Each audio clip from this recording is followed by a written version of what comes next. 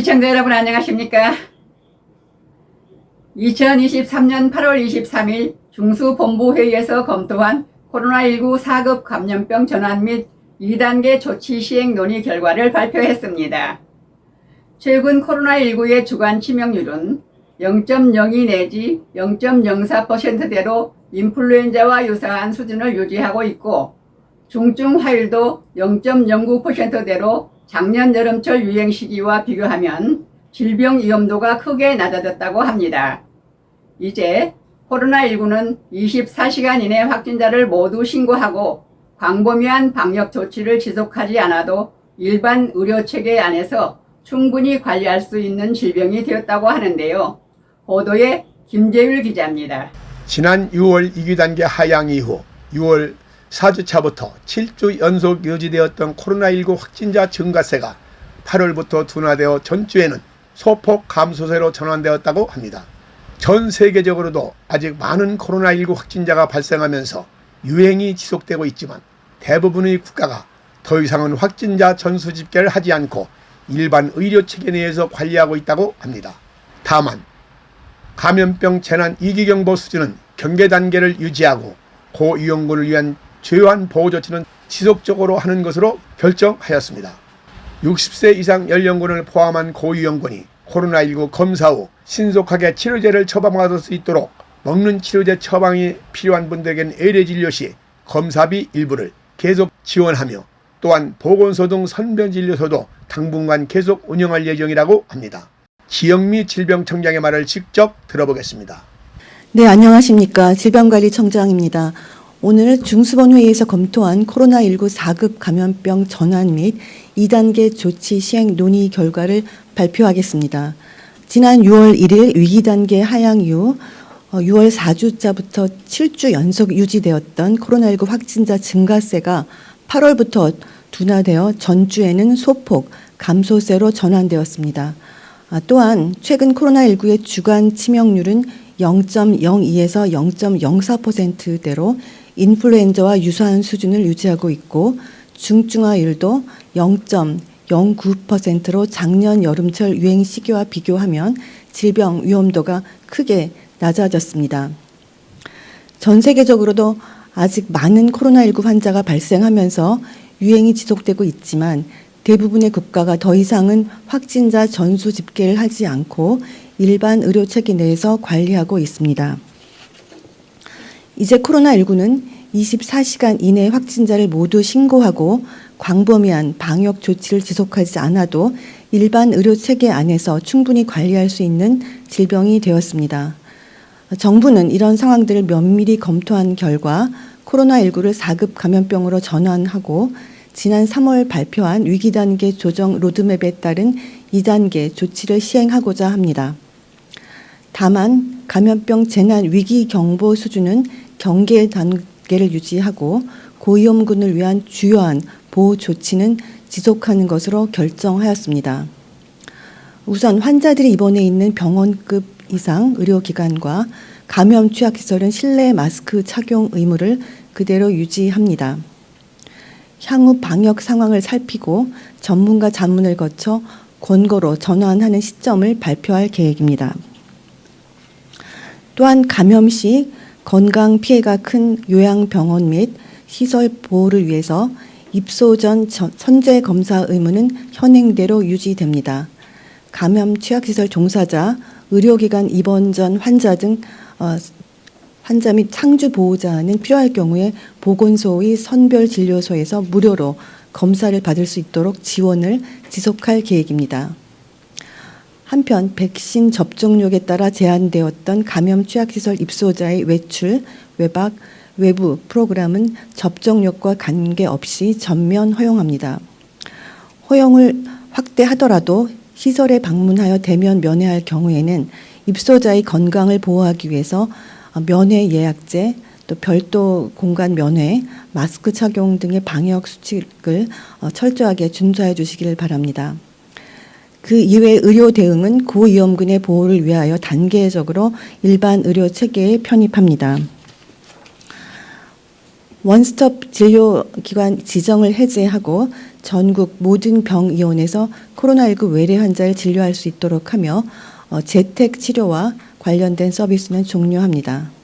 단 입원 치료를 위한 약 600여 개의 지정 병상은 유지하고 병상 가동률을 모니터링하여 필요할 경우 신속히 추가 병상을 지정할 계획입니다. 2단계 조치를 시행하더라도 고위험군과 중환자분들의 비용 부담을 줄이기 위해서 검사비, 치료비 지원은 일부 유지하겠습니다.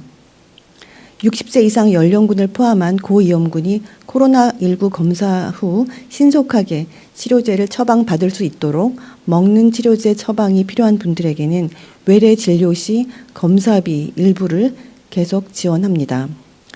또한 보건소 등 선별 진료소 또 당분간 계속 운영할 예정입니다. 코로나19 치료제와 백신 접종도 무상 지원을 유지합니다.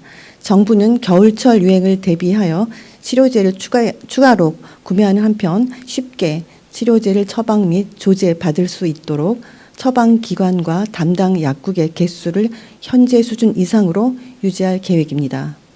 고위험군을 보호하고 겨울철 유행에 대비하기 위해서 현재 유행 중인 변이를 타겟으로 올해 개발된 코로나19 백신을 신속히 도입해서 10월부터 접종을 시작하려고 준비하고 있습니다.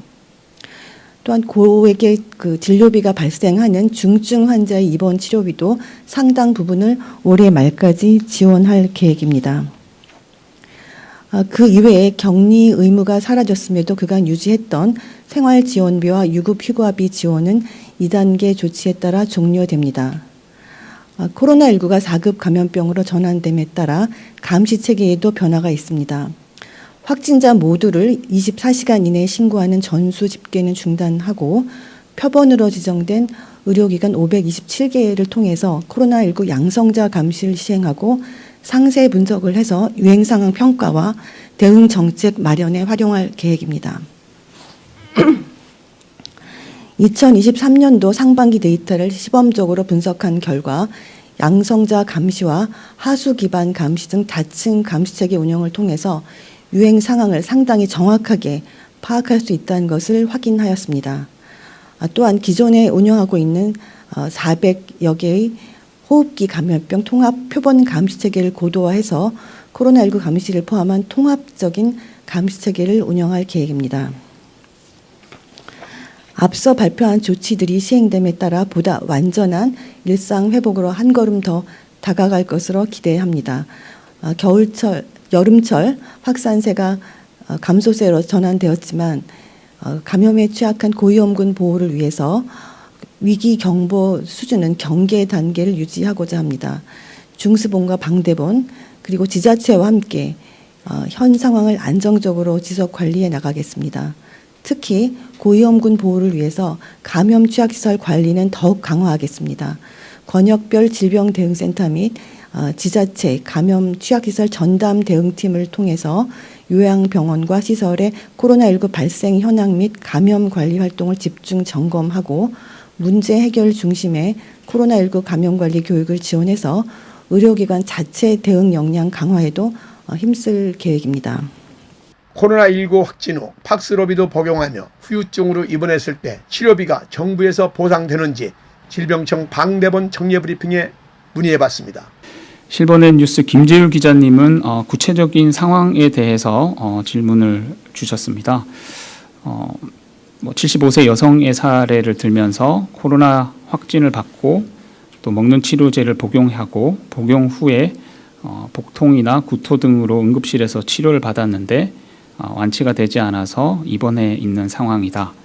담당 의사는 코로나19 후유증으로 생각한다고 하는데 이럴 경우에 정부에서 치료비 부담이 지원이 되는 건지 문의를 주셨습니다. 이 부분은 역학조사 단장이 설명드리겠습니다. 네, 역학조사 분석단장 홍정익입니다. 지금 이제 75세 여성께서 외래에서 팍스로비드 치료를 받고 다른 증상이 생겨서 그 응급실을 통해서 입원해서 치료받고 있다라고 하셨고, 그리고 그 코로나 후유증으로 이제 생각이 된다라고 얘기를 들으셨다고 했습니다.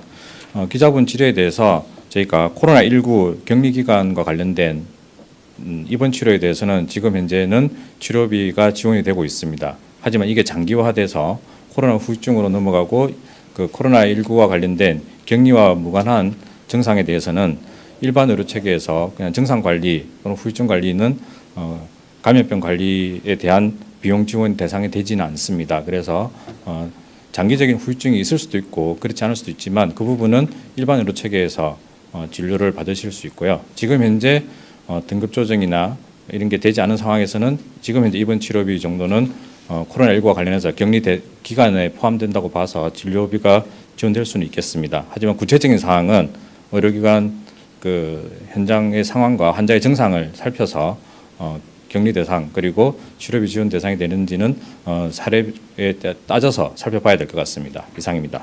지역미 질병청장의 마무리 발언을 들어보겠습니다. 네, 올여름 이례적인 폭염으로 모두 힘든 환경에서도 코로나19 환자 관리에 최선을 다하고 계시는 현장의 의료진과 또 방역 관계자분들의 노고에 다시 한번 깊이 감사드립니다. 정부는 2단계 조치 시행을 통해서 코로나19로부터의 일상 회복 기조를 유지하면서 고위험군 보호에 역량을 집중하고자 합니다. 또한 코로나19로 인해서 축소되었던 다른 감염병 관리와 건강 증진 등 만성질환 관리 분야에도 정부의 역량이 적절히 투입될 수 있도록 하겠습니다. 코로나19 감염 시 입원과 사망 위험이 높은 65세 이상 또 면역 저하자 등 고위험군은 10월부터 시작되는 백신 접종에 적극적으로 참여해 주시기를 꼭 당부드립니다. 또한 모든 호흡기 감염병 예방은 일상 속 손 씻기, 기침 예절, 마스크 착용 그리고 주기적 환기 등 개인 방역 준수가 기본 원칙이라는 점도 다시 한번 기억해 주시기 바랍니다. 질병관리청은 국민 여러분의 소중한 일상이 안전하게 지켜질 수 있도록 경계를 늦추지 않고 최선을 다하겠습니다. 감사합니다. 여러분 들어보시니 어떻습니까? 60세 이상의 고령자들은 계속 지원한다고 하는군요. 그런데요, 코로나19가 완화되었다 하더라도 60세 이상의 고령자들은 꼭 마스크를 착용하고 외출하시는 게 참 좋을 것 같습니다. 실버넷 뉴스 김재일입니다. 여러분 잘 보셨나요? 이상으로 실버넷 뉴스를 마칩니다. 시청해주신 여러분 고맙습니다.